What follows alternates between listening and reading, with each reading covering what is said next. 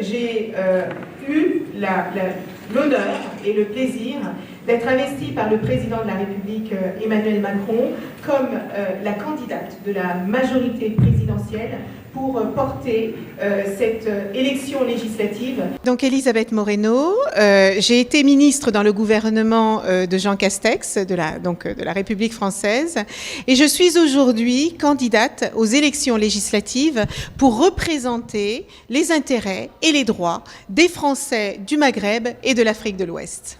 Le premier engagement, c'est la question de la santé. Parce que vous savez, il y a beaucoup de franco-marocains ou de Français qui décident de prendre leur retraite dans ce pays. C'est important pour eux, mais aussi pour les jeunes et pour toutes les personnes. On l'a vu pendant la crise sanitaire, combien la santé est au cœur de nos enjeux aujourd'hui. Et c'est important que ces personnes-là aient accès non seulement à une santé de qualité, mais qui soit également accessible. Le deuxième engagement qui est le mien, c'est la scolarité. Mandela disait que l'éducation est l'arme la plus puissante qui soit pour transformer le monde. Et moi, j'ai été expatriée. Et quand je suis venue travailler au Maroc, eh bien, l'une de mes préoccupation, c'était de m'assurer que ma fille ait accès à une éducation de qualité et que ce soit accessible, parce que toutes les familles n'ont pas des moyens financiers pour payer des frais de scolarité qui ont beaucoup augmenté. Et puis le troisième engagement que j'ai, c'est un engagement de diplomatie économique. Vous savez, je crois que l'économie, c'est ce qui permet de se libérer, c'est ce qui permet de gagner en autonomie économique et financière. Et il faut accompagner les entreprises françaises qui veulent travailler au Maroc, comme il faut accompagner les entreprises marocaines qui veulent travailler en France. Et pour cela, il faut créer des partenariats. À l'automne dernier, et c'est pour ça que j'ai tenu aussi à finir cette campagne pour le premier tour ici à Rabat. Ce soir, comme vous avez pu le voir, j'ai tenu ici à Rabat ma dernière réunion de campagne où les amis, les militants, les élus locaux qui m'ont soutenu depuis le départ étaient aussi présents auprès finalement des Français aussi établis à Rabat.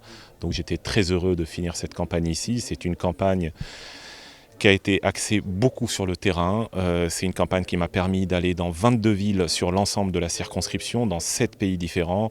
Je suis allé à la rencontre de plusieurs milliers, je pense, au moins d'électeurs, à qui on a pu présenter ce programme qu'on avait construit ensemble avec un certain nombre de militants, d'élus locaux, etc. Et c'est un programme, vous le verrez, c'est un programme de rupture qui a cette ambition de redonner de la dignité aux Français établis hors de France, avec 3 axes forts que sont effectivement la protection sociale, pour avoir une protection sociale équitable et juste, avec de l'éducation, pour avoir des garanties et permettre qu'aucun élève français ne soit désormais exclu du système scolaire français pour des raisons financières, et redonner aussi une espèce d'ambition à notre projet pédagogique.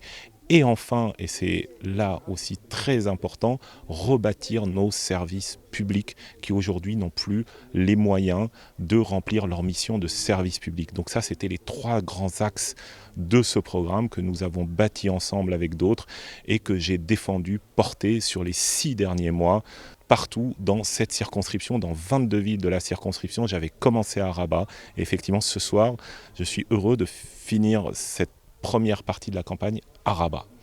L'enracinement des partis extrêmes. Donc j'essaye, moi, d'apporter une alternative. Je soutiens Édouard Philippe. Je suis le seul candidat de l'ancrage local. Je suis né ici, je vis ici, je gère une société familiale qui existe depuis plus de 50 ans. Je crée de la valeur ajoutée ici. Nous avons besoin d'un député de proximité sur lequel nous pouvons avoir accès facilement, sur lequel nous pouvons compter, mais aussi un député qui a de la conviction, de l'énergie et une vraie force de proposition.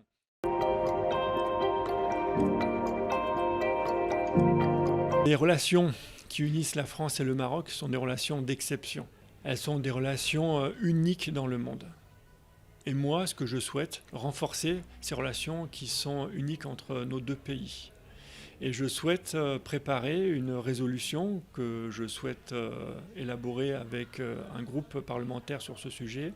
Je déposerai cette résolution à l'Assemblée nationale en France pour qu'il y ait un vote solennel et pour que l'Assemblée nationale reconnaisse la souveraineté du Sahara marocain. Sujet numéro 1, c'est l'éducation. Sujet numéro 2, c'est la santé. Moi, je suis favorable à la carte vitale pour tous les Français établis hors de France. Il y a la Caisse des Français de l'étranger qui existe déjà. Je crois qu'il faut la moderniser, l'ajuster pour qu'elle réponde au mieux aux attentes de nos compatriotes installés ici. Mais je souhaite une carte vitale pour l'ensemble des Français puisque la santé est un droit fondamental. Et je crois que c'est bien le minimum que l'on puisse faire pour nos compatriotes installés ici. Et c'est une façon aussi de rapprocher la République de ses enfants.